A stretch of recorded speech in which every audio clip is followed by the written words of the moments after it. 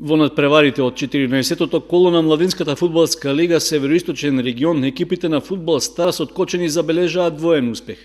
На игралиштето во Чешиново, како домаќини, тие се сретнаа со своите врсници од екипата на Премиер од Крива Паланка и победија во двата надпревари.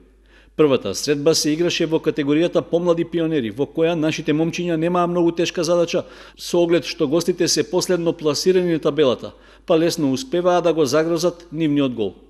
На крајот надпреварот заврши со победа на фудбал Старс од 3:1, со што екипата сега има 37 бода и останува на второто место, со 2 бода за останување зад лидерот Нью Старс од Скопје.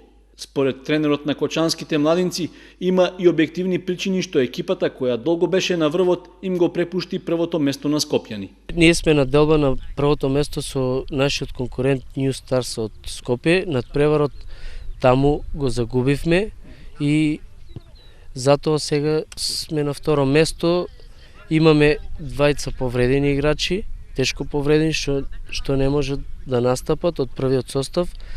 Така без нив играчкиот кадар ни е мал и без нив тешко ќе биде, али натаму се надеваме и не се откажуваме. Ќе одеме на победи на секој надпревар и да можеме да повторно да бидеме на првото место.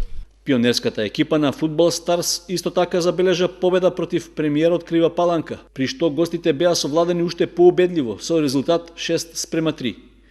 Сепак и покрај успехот, нашите момчиња остануваат на предпоследното место на табелата со освоени само 8 бода. Во рамки на Општинската фудбалска лига во младинска категорија, фудбал Старс како домаќини се сретнаа со екипата на Чешиново, при што ги поделија бодовите играјки нерешено 2:2.